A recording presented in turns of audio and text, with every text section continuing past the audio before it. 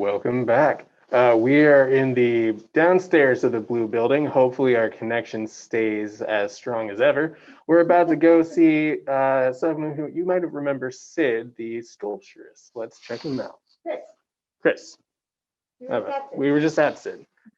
Time and space and details. Oh my God, we're getting it all wrong. Oh dear. That's why we have Hey there. You've got a mic already. Yes. I'm Work. Tell the viewers about yourself. Hello, I'm Jeff Olhoeft. I do painting, I do sculpture. I do sculpting in stone. The big pillar is pictured there. That's over in Trout Lake. It's a about 10-foot tall basalt pillar. Basalt. And then these are smaller pieces in limestone. Very nice. Very almost marble limestone. In fact, they sell it as Tennessee marble, but it's actually limestone. Tennessee marble. Yes. Fascinating. Yeah, it definitely has that.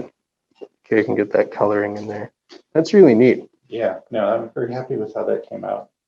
They're very far from Tennessee, so getting more is a little tricky. Fair enough. Yeah, but the shipping's not cheap on that. No. It's actually not too expensive per pound. It's just the pounds add up rather quickly. Fair enough. This is another limestone. I don't know where from. It's kind of Very nice. And I also do painting. See all there, acrylics. And, Many paintings back there, mostly acrylic, you said? yeah, mostly acrylic. There's some oils. Okay. You can get colors and oils that are harder to get in acrylics. I didn't know that. Yeah, there's certain you can get a more dense level of pigment, so the colors can get a little more saturated in oils than acrylics. Nice. Mm-hmm. Although usually you end up mixing them down, so it's not as central. And there are a few colors that you can get in oils that don't play well with pigments. My favorite blue, Prussian blue, which is what I use up here in the sky. Prussian blue. It cannot be done in acrylic. Fascinating. Yeah, it's a chemical thing. And there's probably some acrylic pigments that don't play well in oil. And vice versa, for sure. Yeah. How long have you been down in the studio?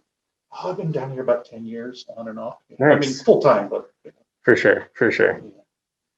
And yeah, I love hearing about all the stories from sort of the old and original Equinox folks, Yeah, Yeah. it's grown a lot. I What are mean, you calling old? I'm not saying the person, I'm saying You're the not old. space. Okay. No, The- I'm not yet the- old. I refuse to get old yet. With you. Oh, absolutely not. The original art spaces being inhabited. Okay. Gotcha. Yeah. Good recovery.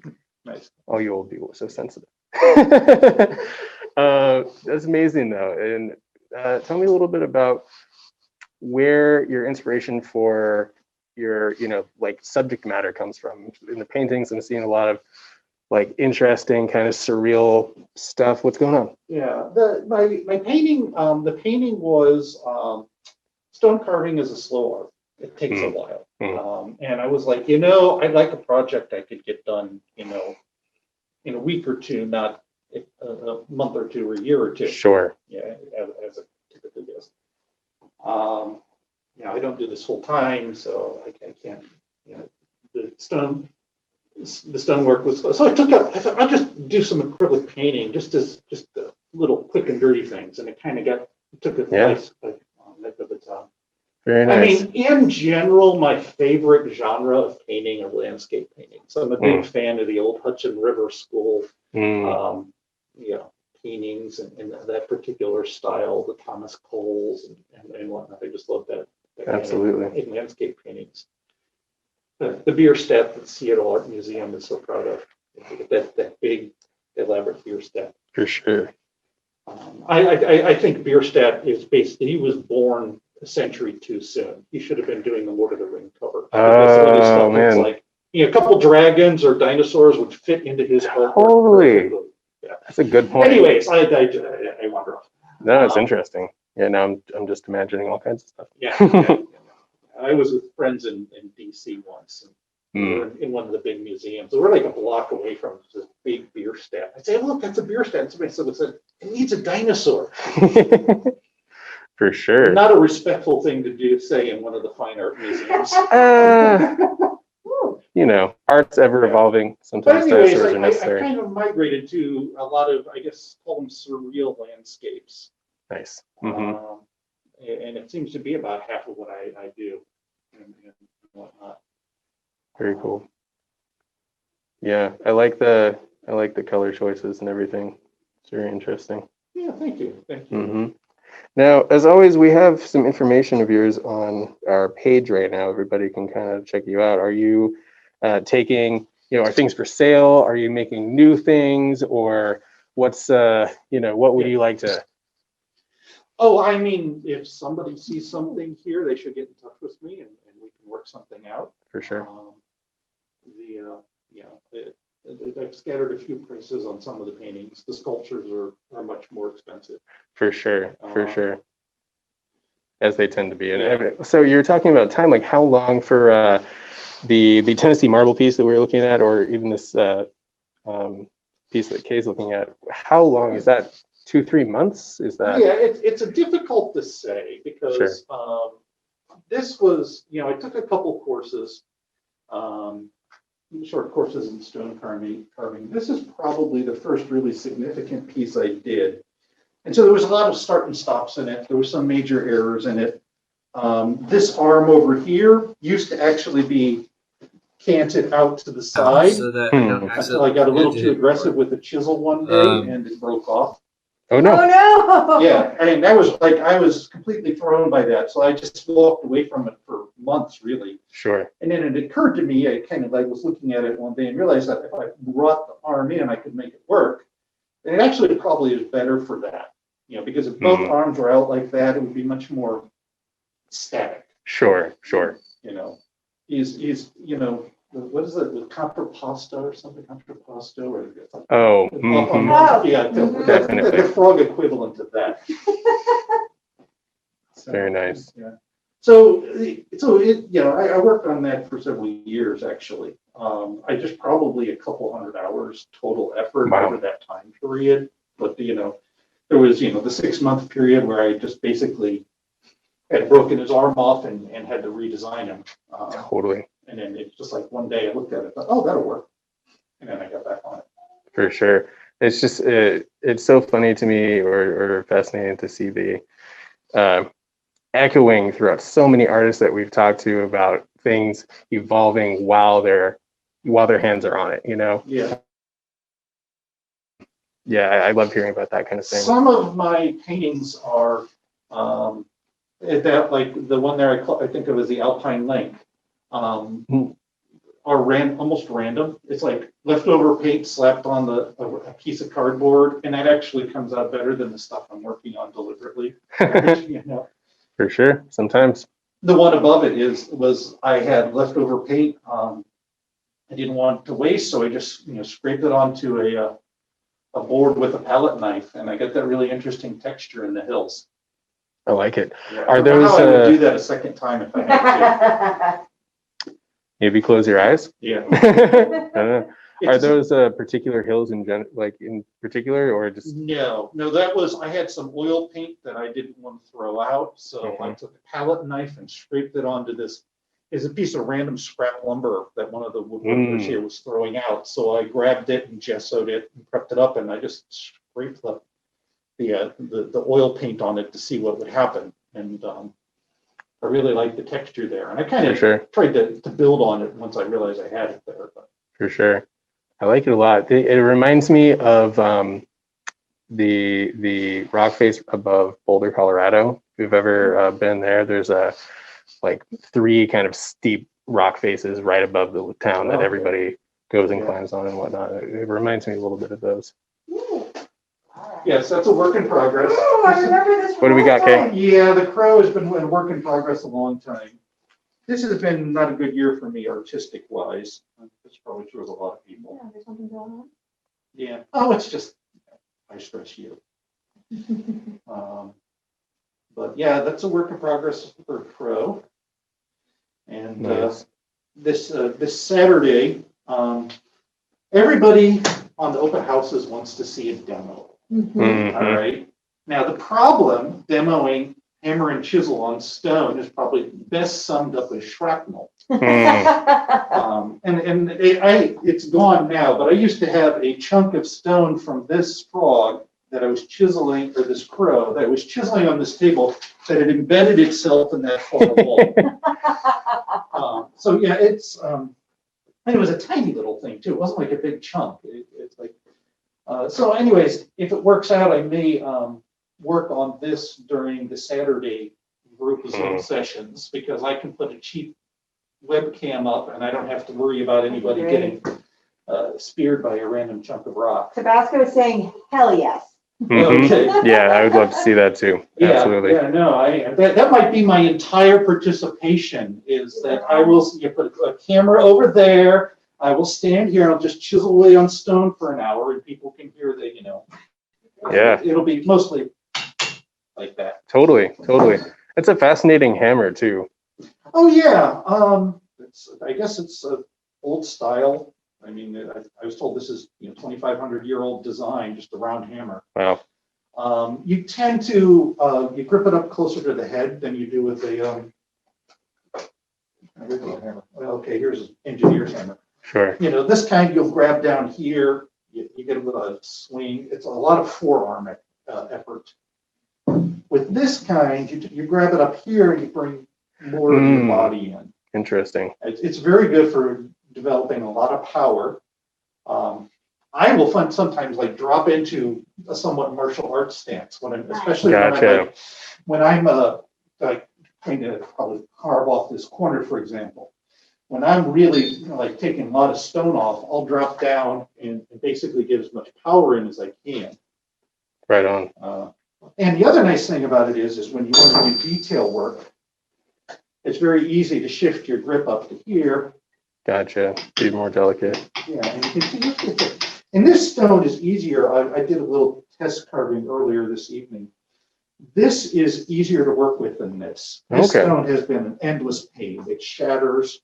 Even if very delicate work with the diamond files, it'll occasionally flake out chips and leave little gaps in the surface. This is a softer stone, seems more prone to pulverizing than it does to shattering. Gotcha. Now, pulverizing is nice in that you don't have shrapnel everywhere. Sure. The problem is it kind of bruises the stone, so the amount of sanding and filing you have to do after your rough shaping gets a bit more. You have to basically get rid of all that bruised stone. Just kind of a trade-off. Gotcha. Very interesting. Yeah, I've never really worked with stone, but I've collected, minerals and stuff before, and love just learning about the origins and composer, whatever. But this is this stone. This is limestone, and this is it's an interesting piece of limestone because I don't know if it'll be hard to see. Woo!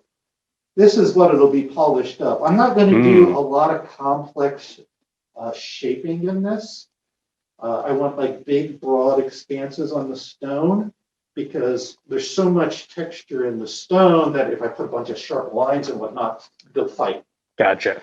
So it'll be about lots of broad arcs and curves and whatnot. This, you can actually see the seashells in here. This is, limestone is compressed marine seashells and the like.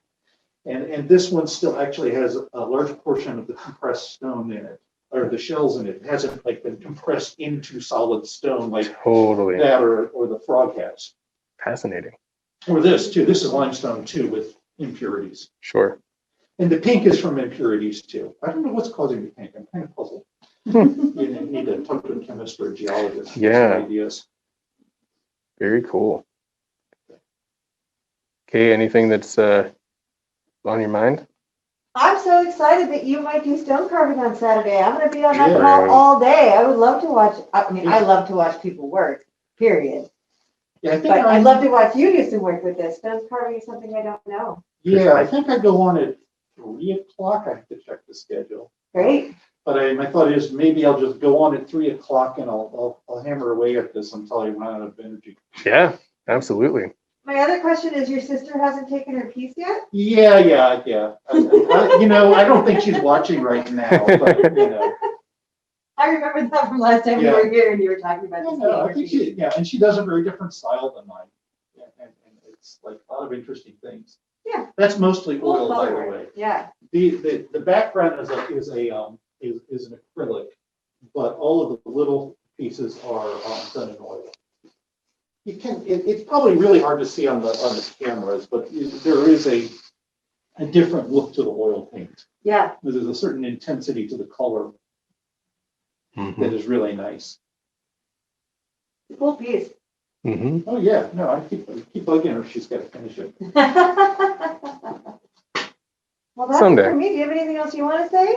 I think I cover what I got. Sounds good. We've got your information up on the screen, so people can definitely get in contact if they want to snag any of these awesome paintings or talk about some sculpture or maybe take that piece of your sister's off your hands. Yeah, that's all great. Well, thanks so much. I'm very excited to catch some stone carving if that ever happens for sure. And it's always fun to see. I think the stone carving is great because then I can be on the camera in the Zoom session and I don't have to be like thinking about, Right. well, I don't have to say anything. You know? Yeah, think that let the sounds tools great. speak for you. Absolutely. Very cool.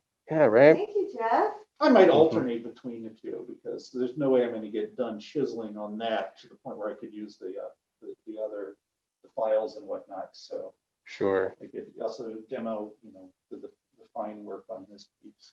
Yeah, it's fascinating just seeing how many textures can be achieved with, just different force and different tools and everything. Yeah. Just playing with this stone, I realize part of the problem I have here is I'm fighting this stone. Mm. This stone is not. I'm really struggling with it. It's a mix of hard and soft, and it's so. It's a beautiful piece of stone, though. Oh, it's a It beautiful piece of Yeah. stone, but it's like you'll see little chips here. Some of those were when I was doing the original hammer and chisel, and some of those are.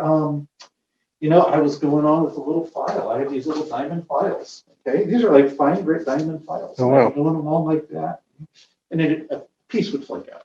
Wow. It's gotta be frustrating. Yeah, the stone is just. It's more difficult than I think I appreciated. It's a shame because it's beautiful, and I will finish it someday. For sure. For sure. Good to have goals. Thank you. Awesome.